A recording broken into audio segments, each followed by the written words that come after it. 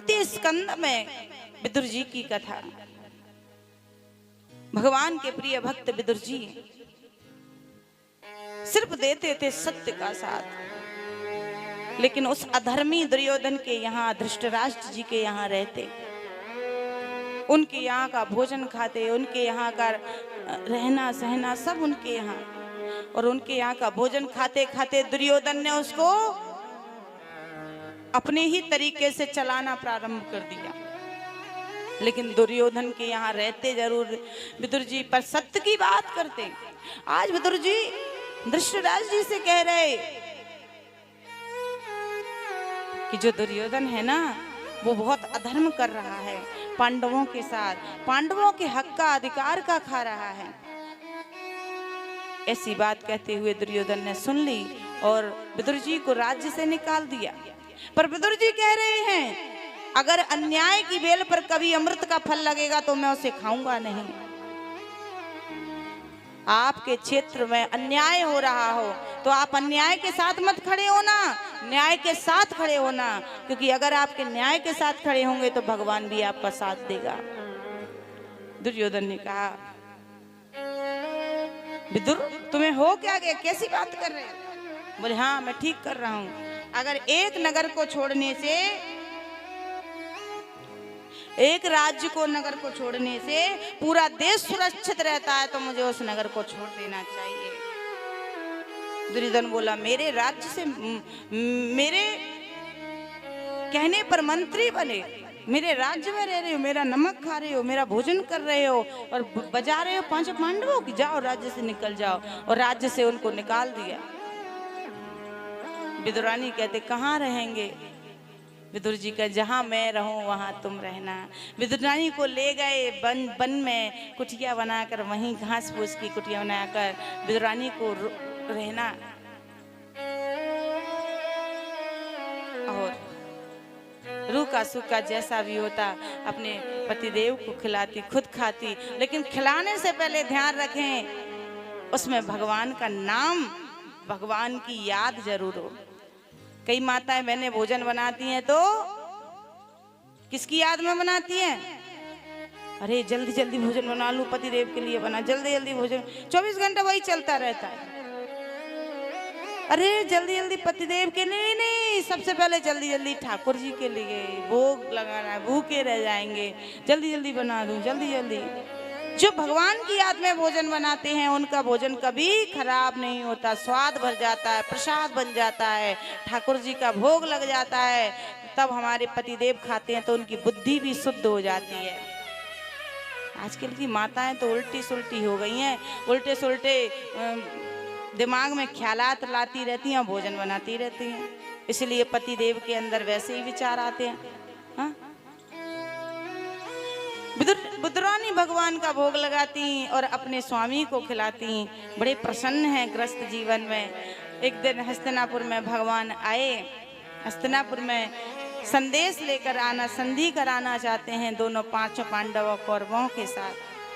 संदेश लेकर पहुंचे, नगरी को ऐसा नगरी बना दिया हस्तिनापुर को सुंदर। जब दुर्योधन भगवान को देखने लगे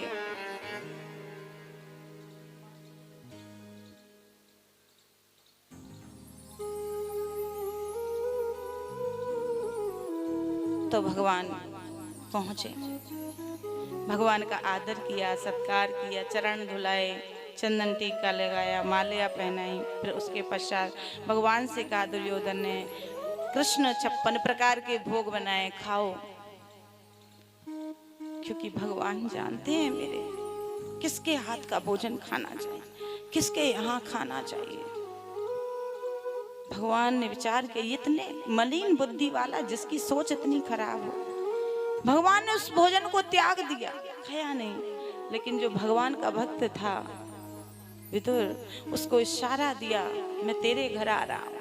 भगवान के भक्त विदुरानी विदुर जी दौड़े दौड़े गए, वहां जाकर चौका लगाया, लिपा पोत, भगवान आ रहे हैं, भगवान आ रहे हैं। पर विदुर जी, विदुरानी इतनी गरीब कि भगवान के लिए कुछ नहीं है खिलाने के लिए। क्या खिलाऊं अपने भगवान को? लेकिन विदुर जी गए वन में, जंगल में, और भगवान के लिए ढूंढ रहे हैं कोई वस्तु, कोई चीज खाने की मिल जाए, फल मिल जाए, अमरूद मिल जाए, कोई मेवा मिष्ठान किसी स्थान पर मिल जाए। लेकिन जब तक तो भगवान पधार चुके थे। भगवान जब पधारे, काकी ने देखा और काकी भगवान को देखकर अपने अश्रु बहाने लगी। इतने अश्रु बहे विदुरानी के कि रुकने का नाम नहीं ले रहे। फिर विदुरानी ने भगवान को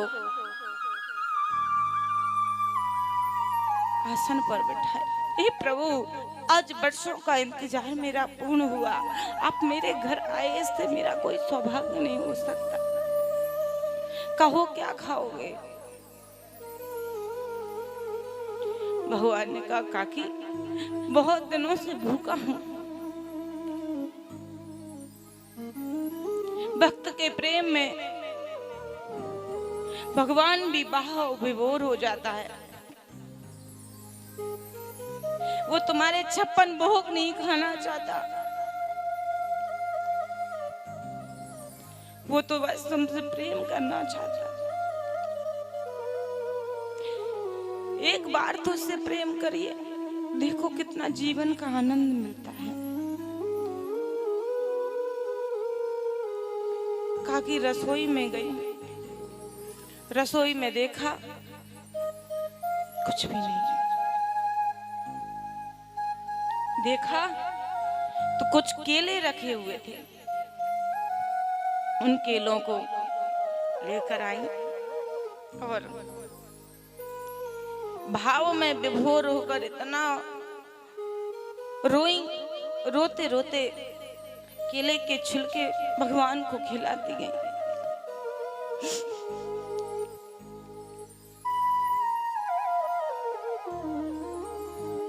और मेरे प्रभु इतने प्रेमी, इतने भाव, काकी बड़ो आनंद आ रहे हो है। इतना आनंद ब्रज में भी कभी नहीं आयो। या में तो माखन से भी अधिक आनंद आ रहे हो है, क्योंकि भगवान जानते थे मेरे भक्त के पास उसके भंडारी में कुछ भी नहीं है। काकी को हृदय से लगाया, उसके अश्रुओं को पोंछा, बोला, काकी तुम धन्य हो। तुम्हारे पास 56 भोग नहीं, लेकिन तुम्हारे पास भाव था। आज भगवान ने भाव से केले के छिलके खाए।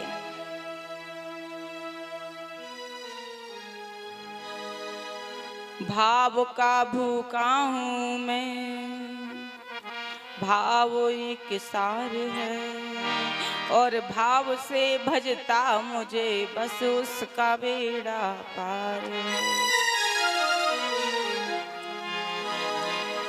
भगवान तो बस भावों के प्रेम के भूखे हैं।